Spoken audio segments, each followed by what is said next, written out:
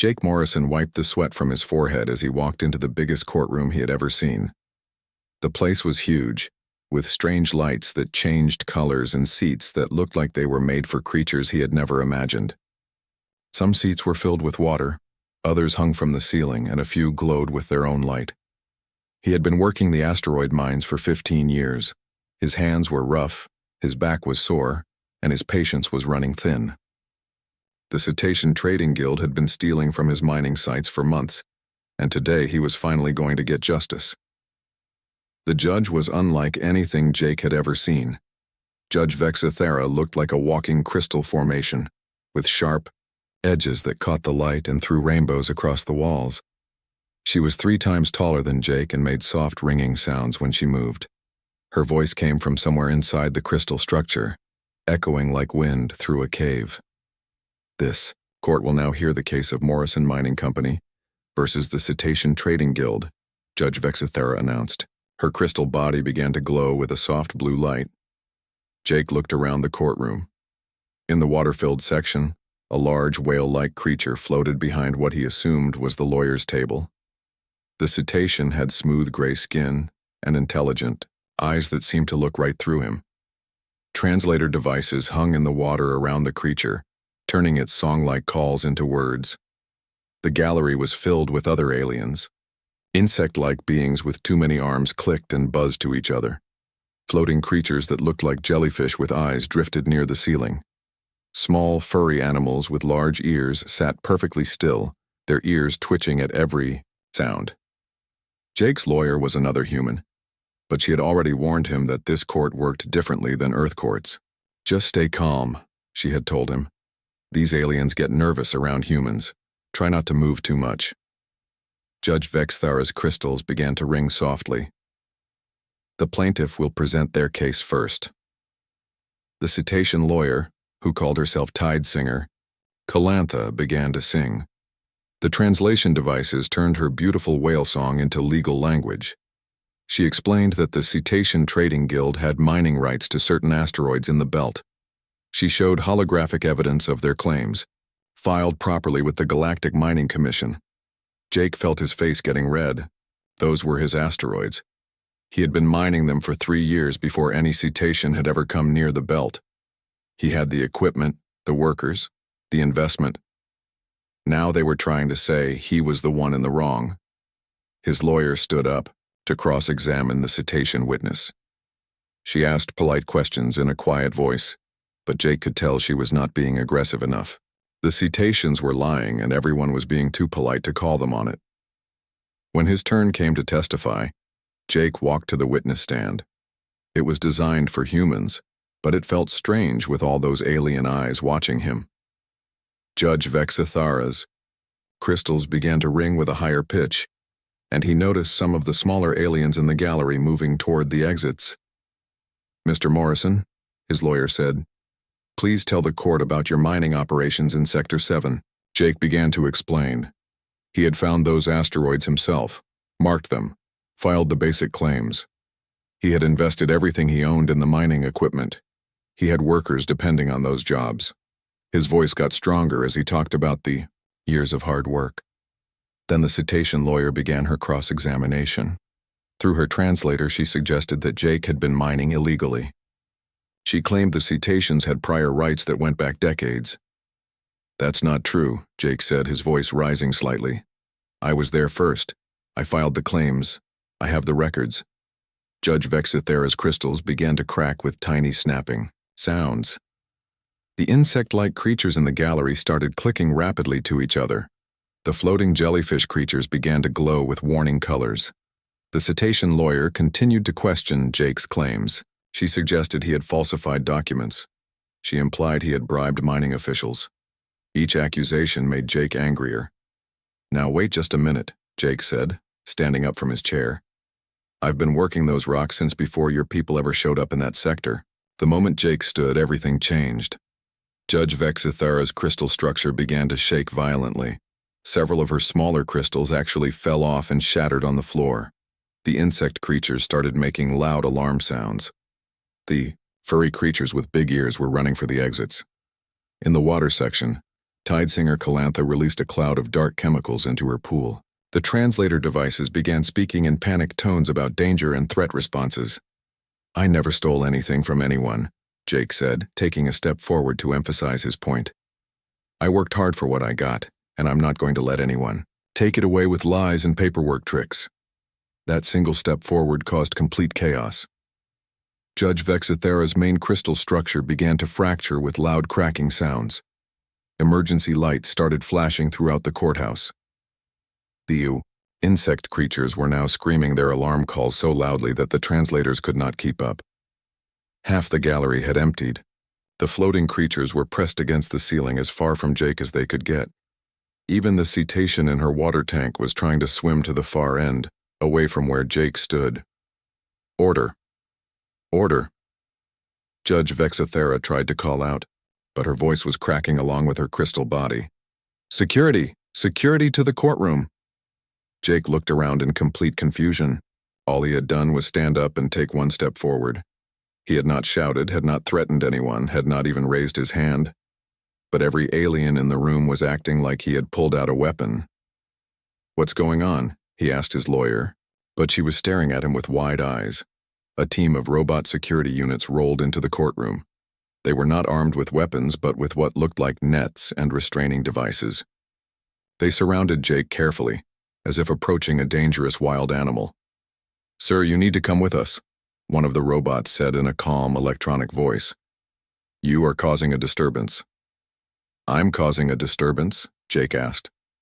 "All I did was stand up. This is crazy." But the robots were already escorting him toward the exit. Behind him, he could hear Judge Vexithera's crystals still cracking and falling to the floor. The cetacean was still releasing panic chemicals into her water. The few aliens who had not fled the gallery were huddled together, making distressed sounds. As Jake was led out of the courtroom, he turned back to see the damage. Judge Vexithera looked like she had been hit by an earthquake. Pieces of her crystal body were scattered across the floor. Emergency crews were already coming in to help repair her structure. The other aliens were slowly calming down, but they kept looking toward the door where Jake had been taken, as if expecting him to come charging back in. Jake shook his head as the security robots led him to a holding area. He had been in plenty of fights in his life, had faced down claim jumpers and pirates in the asteroid belt, but he had never scared anyone just by standing up in a courtroom.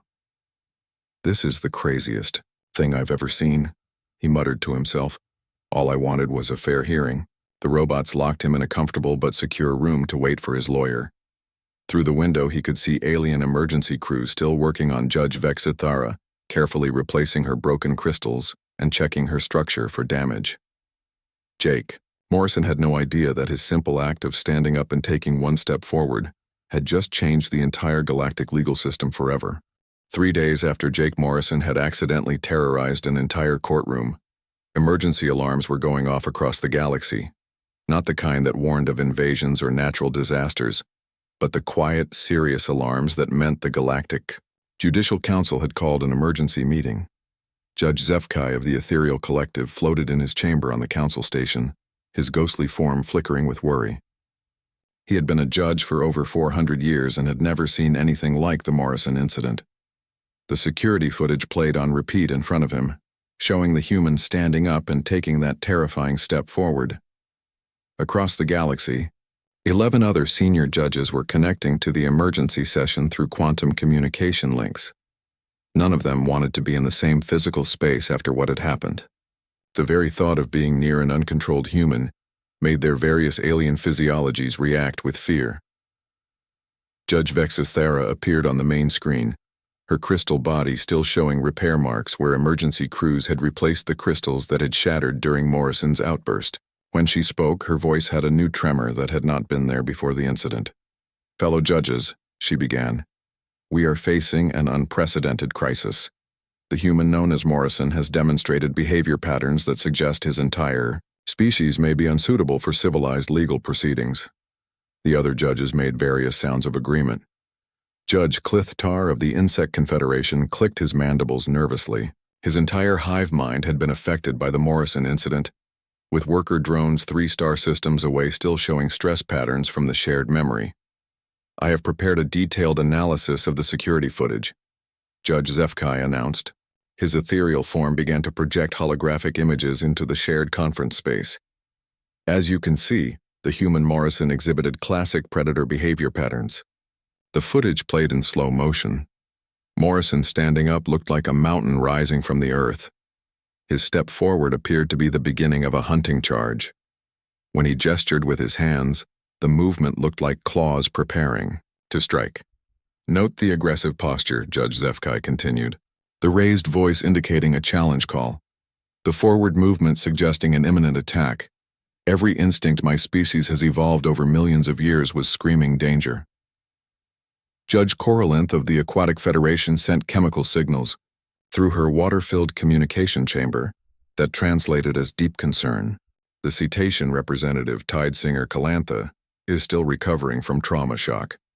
She released enough fear hormones to contaminate her entire habitat pod. The judges reviewed more footage from different angles. To them, Morrison looked like a wild beast barely contained by the thin veneer of civilization. His movements were quick and unpredictable. His voice carried what their species interpreted as threat vibrations.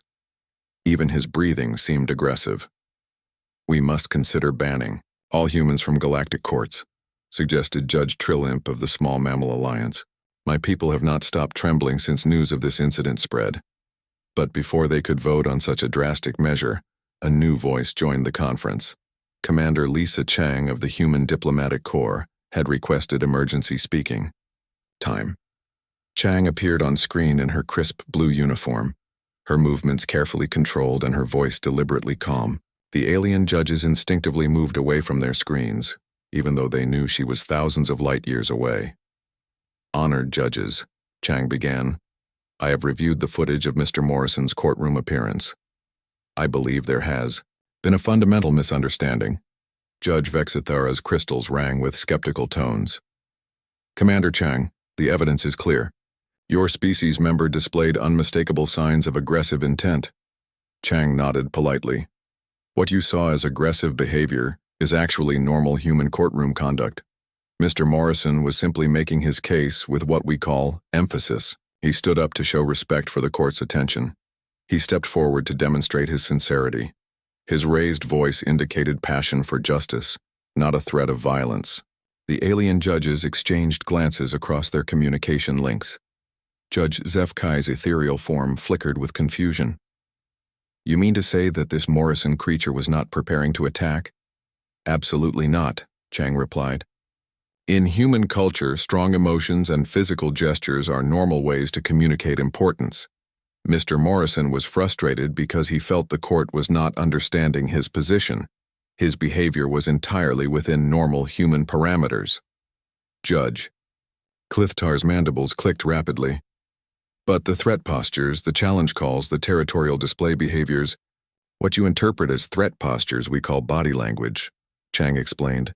Humans are naturally expressive. We use our hands when we talk. We change our voice volume to show feeling. We move around to emphasize points.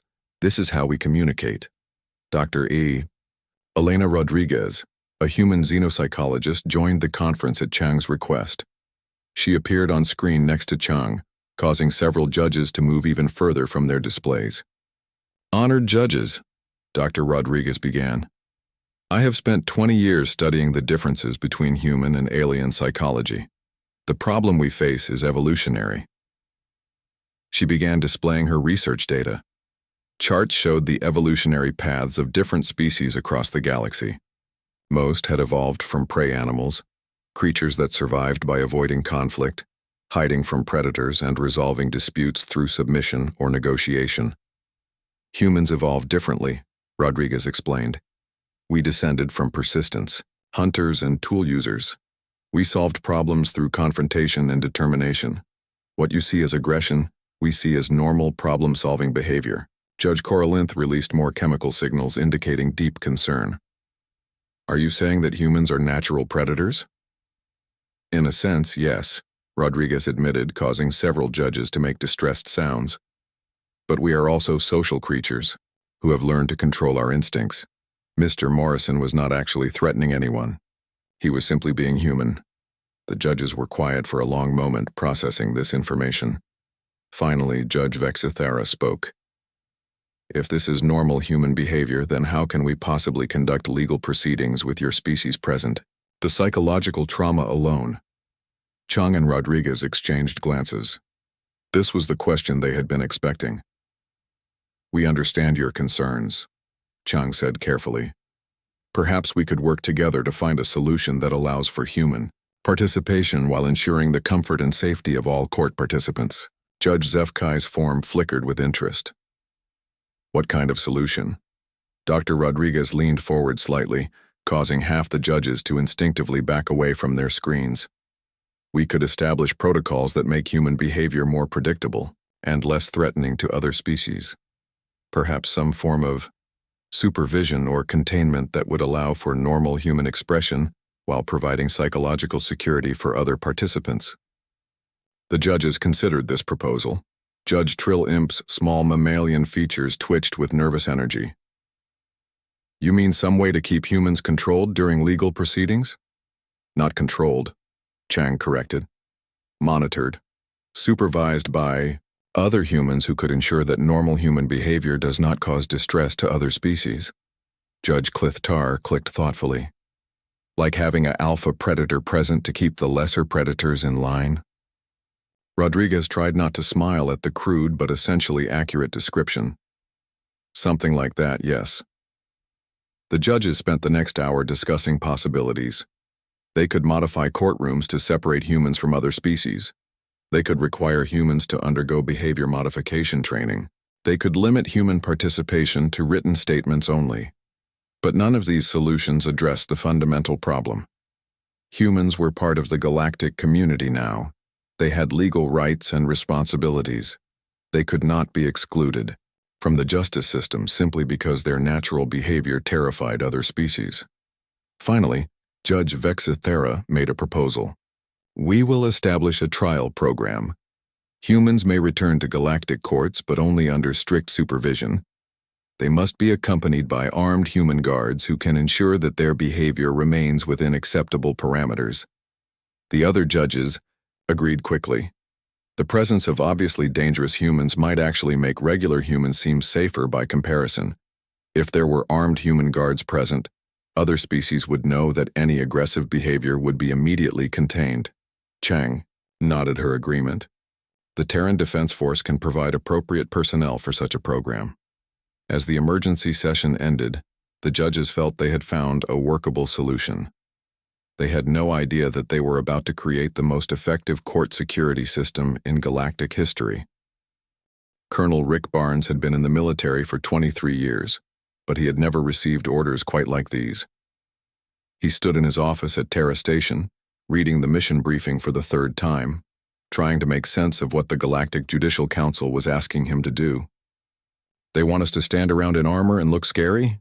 He asked his aide, Lieutenant Murphy. Murphy shrugged. That's what it says, sir. The aliens think if they can see armed humans keeping other humans under control, they'll feel safe enough to hold court sessions again. Barnes shook his head. He had fought pirates in the Outer Rim, had led peacekeeping missions on disputed worlds, had even done diplomatic security for treaty negotiations. But this was something entirely new. Get me Sergeant Walsh and Corporal Liu, he ordered. If we're going to do this, we need people who understand both combat and crowd control. An hour later, Sergeant Katie Walsh walked into Barnes's office. She was a compact woman with sharp eyes and a no-nonsense attitude. Behind her came Corporal Danny Liu, a tech specialist who had served 3 tours in the asteroid belt conflicts. Sir, I heard we got a weird new assignment, Walsh said, settling into a chair. Something about babysitting humans in alien courts? Barnes pulled up the mission files on his display screen. It's more complicated than that. The aliens are terrified of normal human behavior. Apparently, when Jake Morrison stood up in court last week, he caused a galaxy-wide panic. Lou whistled low. Morrison? I know that guy. He's about as dangerous as a tired grandfather. That's the point, Barnes explained. To us, he was just making his case. To them, he looked like a predator about to attack. Now they won't hold any More cases involving humans unless we provide what they're calling pacification specialists. Walsh leaned forward, interested. So what exactly would we be doing? Barnes brought up the psychological profile that Dr. Rodriguez had prepared. According to the experts, we need to stand in full combat armor and look intimidating. The theory is that if the aliens can see obvious alpha predators keeping watch, they'll assume all the other humans are under control. Alpha predators? Liu asked. They really think of us that way? Apparently. To most galactic species, all humans look like dangerous hunters, but if they see armored humans with weapons, we become the biggest threat in the room. That makes everyone else seem harmless by comparison. Walsh studied the briefing materials, so we're not actually providing security. We're providing psychological comfort to scared aliens. Exactly. Our job is to stand perfectly still, look dangerous, and let our presence convince the aliens that everything is under control. The three of them spent the next hour going over the details. The armor would be full military combat gear, designed to make them look as intimidating as possible. They would carry visible weapons, but the weapons would be set to non-lethal settings. Their main job was to be seen, not to actually intervene. What if there's real trouble? Liu asked. What if someone actually gets violent? Barnes pulled up another section of the briefing. According to the psychological profiles, the mere sight of us in full combat gear will prevent any human from causing problems. Humans instinctively recognize and respect superior firepower. The aliens know this, which is why they think our presence will keep everyone in line. 2 days later, the three of them were in the armory, being fitted for specialized courtroom armor. The gear was heavier than standard combat armor, designed more for intimidation than mobility. The helmets had dark visors that hid their faces. The chest plates were broad and angular, making them look even larger than they actually were. Dr. Rodriguez arrived to oversee the final preparations. She watched as they suited up, taking notes on how the armor affected their appearance. Remember, she told them, your job is not to be guards, you are predator displays. The aliens need to see you as the most dangerous things in the room so they can relax about everyone else. Walsh adjusted her helmet. This feels weird. I'm used to armor that helps me fight. This stuff just makes me look scary. That's the point, Rodriguez explained. Most alien species evolved from prey animals. They have instinctive responses to predator displays. When they see you in that armor, every survival instinct they have will tell them that you are the alpha predator in the area. Liu tested the movement of his arm joints. So what happens when they see us not attacking anyone? That's when the psychology really kicks in, Rodriguez said. They'll interpret your stillness as a sign that you have claimed the territory and established dominance.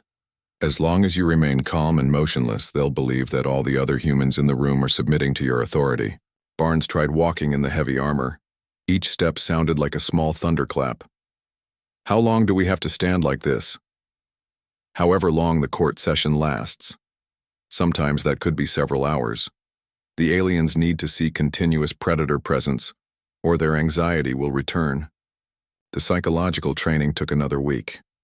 Dr. Rodriguez brought in recordings of various alien species explaining their fear responses to human behavior.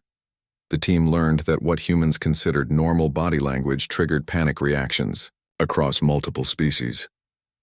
When a human stands up quickly, most aliens interpret it as the beginning of a hunt, Rodriguez explained. When humans gesture with their hands, aliens see claws preparing to strike. When humans raise their voices, aliens hear challenge calls that mean a fight is about to start. Walsh watched video footage of the Morrison incident. He really didn't do anything threatening. He just got frustrated and stood up. To you and me, yes. But look at this thermal imaging from the alien spectators. Rodriguez showed them heat signatures from the courtroom. Every alien in the room showed immediate stress responses. Heart rate spiked, stress hormones flooded their systems, fight or flight reflexes activated. Liu studied the data. So when we show up in combat armor, we're going to cause the same reaction? Initially, yes, but then you're going to stand perfectly still. You're not going to move, speak, or react to anything happening in the courtroom. The aliens will see you as a controlled threat. A predator that has established dominance and is now maintaining order. Barnes nodded slowly. And that makes them feel safe. Exactly. In their minds, the alpha predators have claimed the territory and established rules. All the lesser predators will now behave according to those rules or face the consequences. The team practiced standing motionless for hours at a time. They learned to control their breathing so their armor didn't make noise. They practiced keeping their weapons in ready positions without actually threatening anyone. The key is to look like you could spring into action at any moment, but are choosing not to, Rodriguez instructed. Controlled lethality, restrained violence. The aliens need to believe that you are dangerous but disciplined. After 2 weeks of training, they were ready for their first assignment. The Galactic Judicial Council had approved a test case, a simple contract dispute that would let them evaluate the Bailiff program under controlled conditions. As they prepared to ship out to Nexus Prime, Barnes gathered his team for a final briefing. Remember, we're not just representing Earth military forces, he told them. We're potentially saving the entire human legal rights system in galactic society. If this works, humans can participate in galactic courts again. If it doesn't work, we might be banned from the justice system permanently. Walsh checked her armor seals one final time. No pressure at all, sir. Lou powered up his weapon systems, making sure the non-lethal settings were properly configured. At least we'll look good doing it. Barnes smiled behind his helmet visor. Let's go teach the galaxy that humans can be civilized even if we have to scare them into believing it. As their transport ship left Terra Station, the 3 armored figures stood in the cargo bay, practicing their intimidating stillness. They had no idea they were about to become the most effective court security system in galactic history. Captain Pete Hunter had hauled cargo across the galaxy for 12 years, but he had never been accused of smuggling before. He sat in the modified human section of the Nexus Prime courthouse, watching workers install the final pieces of energy, barrier equipment around his area. The courtroom looked different now. Where there had once been open space for all species to mingle, there were now clearly marked sections. The human area was surrounded by a transparent energy field that glowed softly blue. Guard stations had been built at strategic points around the room. Most impressive was the armored figure standing perfectly still near the human section. Sergeant Katie Walsh looked like a walking tank in her specialized courtroom armor. Her dark visor hid her face completely. Her weapons were clearly visible but not pointed at anyone. She had not moved a muscle in the 30 minutes since taking her position. Pete noticed how the alien spectators kept glancing at Walsh. When they looked at her, they seemed to relax slightly. When they looked away, their nervous movements returned. It was like she was some kind of calming presence for them, even though she looked terrifying to Pete. Judge Vexithera entered the courtroom, her crystal body still showing faint repair marks from the Morrison incident 3 weeks earlier. She moved slowly and carefully, her crystals ringing with soft, cautious tones. When she saw Sergeant Walsh in position, her crystals settled into a steadier rhythm. "This court is now in session," Judge Vexithera announced. Her voice was stronger than it had been during the emergency council meeting. "We will hear the case of the Galactic Commerce Authority versus Captain Pete Hunter." The prosecutor was a Vegan named Growth Seeker Lorne, a tall plant-based being with bark-like skin and leaves that rustled when he moved. He communicated through chemical releases that were translated by machines into legal language. Growth Seeker Lorne began his case by releasing a sweet-smelling chemical that the translators said meant formal accusation. He explained that Captain Hunter had been caught with illegal Andromedan crystals hidden in his cargo hold during a routine inspection at Vega Station. Pete watched the alien prosecutor present his evidence. Holographic displays showed his ship, the hidden cargo compartment, and the illegal crystals. It all looked very convincing, except for one thing. Pete had never seen those crystals before in his life. When it came time for Pete to respond, he stood up from his chair. The moment he rose, every alien eye in the courtroom turned to look at Sergeant Walsh. She remained perfectly motionless, her armored form like a statue. The aliens watched her for several seconds, and when she showed no reaction to Pete's movement, they turned their attention back to him. "Your Honor," Pete began. I've been hauling freight for 12 years. I've never smuggled anything in my life. Those crystals were planted in my ship. His voice was naturally loud, the voice of a man used to shouting over engine noise and space. Doc chaos. In the old courtroom setup, this would have caused immediate panic, but now the aliens simply glanced at Sergeant Walsh, saw her continued calm presence, and stayed in their seats. Judge Vexithera's crystals remained stable. Captain Hunter, do you have evidence to support this claim? Pete nodded and gestured toward his lawyer, Maria Santos. She was a sharp woman from the Luna colonies who specialized in interstellar commerce law. As she stood up to present Pete's defense, several small alien creatures in the gallery shifted nervously, but again they looked at Sergeant Walsh, saw no reaction, and settled down. Your Honor, Maria began, my client's ship logs show that he was never alone with his cargo during the time period when these crystals were allegedly hidden. He was either in the presence of dock workers, customs officials, or other crew members at all times. She activated her own holographic display, showing Pete's schedule and movements during his last stop before the inspection. The evidence was detailed and thorough, tracking every hour of Pete's time on Vega Station. Growth Seeker Lorne released a chemical that smelled like rotting fruit, which the translators said meant strong disagreement. He argued that Pete could have hidden the crystals at any time, that the ship logs could be falsified, that there was no proof of Pete's innocence. This was where things got interesting. In human courts, such accusations would lead to heated arguments between lawyers. Maria Santos was no exception. She was passionate about defending her clients, and she showed it. That's completely wrong, Maria said, her voice rising with conviction. My client has a spotless record. He's been inspected dozens of times without any problems. This evidence was clearly planted by someone trying to frame him. She gestured emphatically with both hands, pointing at the prosecutor's evidence and then at her own data displays. Her movements were sharp and decisive, exactly the kind that had terrified aliens in the past. But something remarkable happened. Instead of fleeing in panic, the alien spectators watched Maria's passionate defense with interest. They kept glancing at Sergeant Walsh, seeing her motionless form and interpreting Maria's behavior as safe because the alpha predator was not reacting to it. Judge Vexithera's crystals began to ring with what sounded almost like approval. Please continue, Counselor Santos. Maria presented more evidence. She showed that the hidden compartment where the crystals were found had been recently modified. The work was crude and obvious, not the kind of professional smuggling setup that a career criminal would use. Someone wanted these crystals to be found, Maria argued. This was not a smuggling operation. This was a frame job.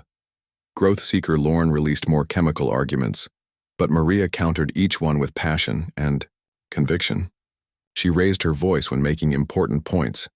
She moved around the human section of the courtroom, gesturing at evidence displays. She even pointed directly at the prosecutor when challenging his arguments. All of this behavior would have caused mass panic in the old courtroom system. But with Sergeant Walsh standing guard, the aliens interpreted Maria's actions as controlled aggression, the kind of behavior allowed by the dominant predator in the territory. The breakthrough came when Maria presented her final piece of evidence. She had tracked down security footage from Vega Station that showed someone tampering with Pete's ship during the night shift.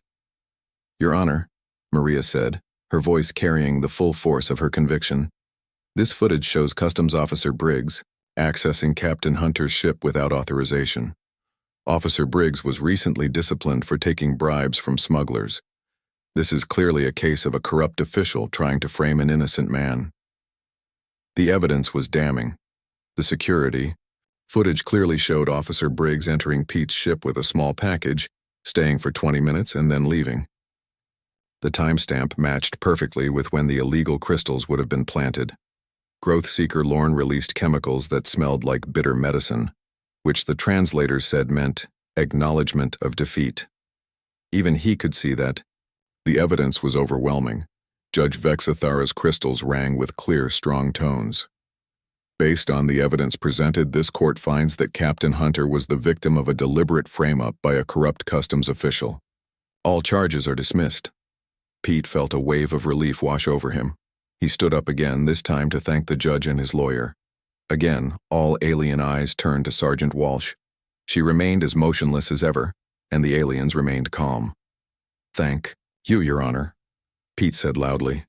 "I knew the truth would come out eventually." As the court session ended, Pete noticed something remarkable. Not a single alien had fled the courtroom during the entire proceeding. Judge Vexithera's crystals had remained stable throughout. The vegan prosecutor had continued to argue his case even when faced with Maria's passionate defense. For the first time since the Morrison incident, an alien court had remained in session through an entire human legal proceeding. Maria gathered her materials, moving with her usual brisk efficiency. "Well, Pete, that went better than I expected." Pete looked over at Sergeant Walsh, who was finally moving from her position as the courtroom cleared. "I have to admit, having her there made me feel safer too. Weird how that works." As they left the courthouse, Pete noticed the alien spectators talking excitedly among themselves. He couldn't understand their various languages, but their body language suggested they were impressed rather than terrified. The Bailiff program had passed its first test. Humans could participate in galactic courts again, as long as they brought their own intimidating guardians. 6 months after Captain Pete Hunter's successful trial, Colonel Rick Barnes stood in his new office overlooking the main courtroom complex on Nexus Prime. What had started as a 3-person emergency program was now a full division of the Terran Defense Force. The sign on his door read, "Judicial Pacification Division" in 12 different alien languages. Through his window, Barnes could see 4 different courtrooms in session. In each one, an armored human figure stood perfectly still while human defendants, lawyers, and witnesses went about their normal business. The sight had become so common that alien tourists now came to watch human legal proceedings as a form of entertainment. Sergeant Katie Walsh knocked on his door and entered, carrying a datapad full of reports. She had been promoted to lieutenant and now supervised an entire squad of bailiffs. "Sir, we've got requests from 6 more sectors," she said, settling into a chair. "The Andromedan High Court wants a full team for their treaty negotiations. The Centauri Commerce Guild is asking for bailiffs for their arbitration hearings. And the Academic Consortium wants us to provide security for interspecies debate competitions." Barnes shook his head in amazement. "Debate competitions? What's next, alien book clubs?" Walsh smiled. "Actually, sir, we did get a request from the Galactic Literary Society. Apparently, human poetry readings cause panic attacks among some species. They want a bailiff present to make everyone feel safe." The success of the program had surprised everyone, especially the humans. What had begun as a desperate attempt to allow human participation in galactic courts had become the most effective security system in known space. Crime rates in human-populated sectors had dropped by 60%, not because humans were being deterred, but because alien criminals were terrified of appearing in court with armored human guards present. Corporal Danny Liu, now Sergeant Liu, entered the office with his own reports. "Sir, you need to see the latest crime statistics from the Outer Rim. Piracy is down 80% in sectors where we've established bailiff programs." Barnes reviewed the data. It was remarkable. Alien criminals were going to extraordinary lengths to avoid any illegal activity that might result in a court appearance supervised by human bailiffs. The mere possibility of being in the same room as armored humans was serving as a galaxy-wide deterrent. "The psychological effect is spreading beyond the courtrooms," Liu continued. "Some alien species are requesting human security presence for their own internal legal proceedings. They say it makes everyone behave better." Walsh pulled up another file on her datapad. "We've also got an interesting development with repeat offenders. Aliens who have been through our court system once are significantly less likely to commit crimes again.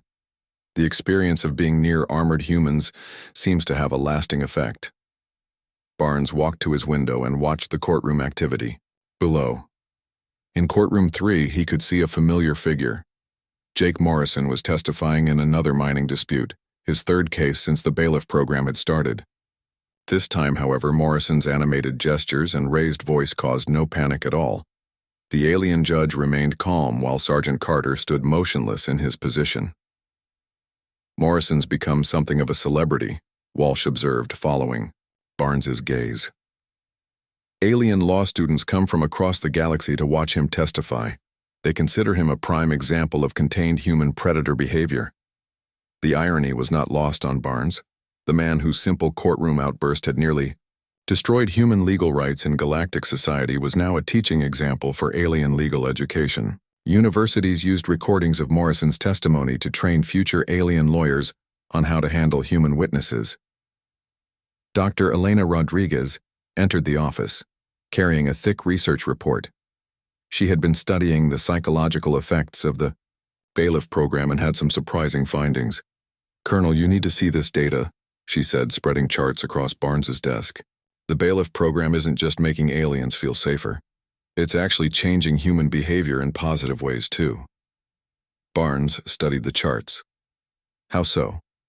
Rodriguez pointed to behavioral analysis graphs. "Humans in Bailiff-supervised courtrooms are more focused, more respectful, and more articulate than in traditional human courts. The presence of armed guards is making humans take the proceedings more seriously." Liu leaned over to look at the data. "So we're improving both sides of the equation?" "Exactly. The aliens feel safe because they see controlled predators maintaining order. The humans behave better because they're aware of the military presence. It's a win-win situation that nobody anticipated." Walsh showed them another report. "We're also seeing improvements in case resolution times. Alien judges are making decisions faster when they're not constantly worried about human behavior. Human lawyers are presenting their cases more efficiently when they know they have a limited attention span from nervous alien judges." Barnes sat back in his chair, trying to process all the information. What had started as an emergency measure to prevent humans from being banned from galactic courts had evolved into a system that was improving justice across multiple species.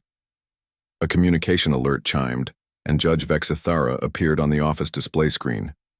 Her crystal structure looked healthy and strong, completely recovered from the damage caused by Morrison's original outburst. "Colonel Barnes," she said, her crystalline voice ringing with confidence, "I wanted to personally thank you for the Bailiff program. Today marks my 100th case supervised by your personnel, and I must say it has revolutionized my judicial experience." Barnes nodded politely. "Thank you, Your Honor. We're pleased that the program is working so well." Judge Vexithara's crystals shifted to a warm golden color. "The program has exceeded all expectations. Not only do I feel secure during human proceedings, but the quality of legal arguments has improved dramatically. Human lawyers seem to prepare more thoroughly when they know they're being watched by armed guards."